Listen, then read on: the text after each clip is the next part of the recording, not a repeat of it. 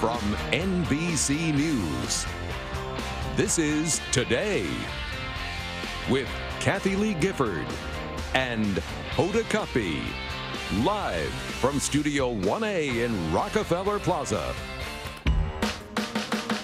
Okay, you're the type of person who eats one cookie and then says, oh, what the heck, I've already messed up my whole diet, so why don't I go ahead and eat the whole bag? Or do you have a problem when people don't do things your way? Well, if that does sound like you, you are probably a perfectionist. That's not such a bad thing, but it could be holding you back from being happy. All right, clinical psychologist Elizabeth Lombardo has written Better Than Perfect, 7 strategies to crush your inner critic and create a life you love. Hey, how are you? So nice to see you again. Good to be back. Thank you. A lot of this is we put on ourselves, don't we? Yes. It's perceived as that it's coming from the world, but we do it to ourselves. We do, and we do it because we think it's going to bring us happiness. We think if I achieve this, then I'll feel good about myself. The problem is there's so much judgment, there's so much stress that we don't feel good. Well, sometimes perfectionism does not go hand in hand with someone who is accomplished. Sometimes you can accomplish a lot and may not be a perfectionist, right? So we all want to strive for 100%. We're not saying go for 70. Nobody is perfect, so why do we think we could be?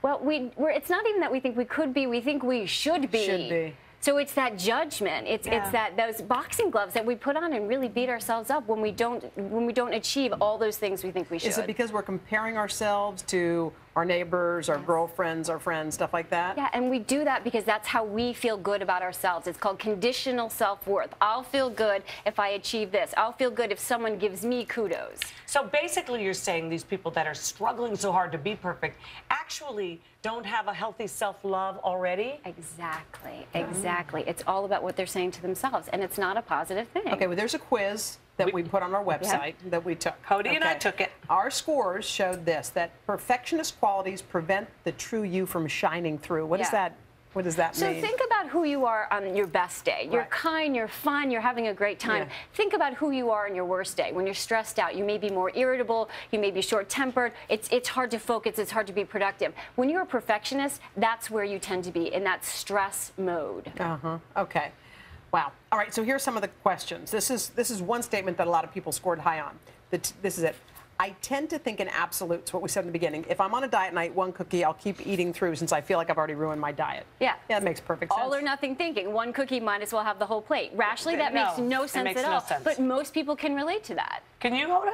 Yes. When it comes to cookies, yes, I can. Or potato chips. Yeah, because I feel like it's too late. I'm already in the hole on this one. But you're really start all over. You've only had one cookie. I know, but then you start again on Monday, the way we start everything. Okay, here's another one. I tend to replay over and over what I've messed up. I usually don't focus on what I did well. Yes. I call this pressing on a bruise. When you press on a bruise, it hurts and it doesn't help the healing. But we tend to do that. I should have done this. I should have said this. And it makes us feel lousy. But we should learn from what we learn from it, but move on, right? I call it, it's not failure, it's data.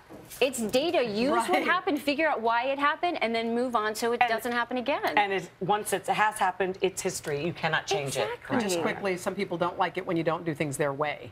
My way or it's wrong. My way or it's wrong. And you can see how this would affect your relationships, right? Whether it's putting things in the dishwasher or you know, how you interact with your spouse, whatever it is. There are so many right ways to do things. Let go of the rules. Let go of the rules because everybody has different rules. Okay. Thank you. I feel so much better now. Me too. Well.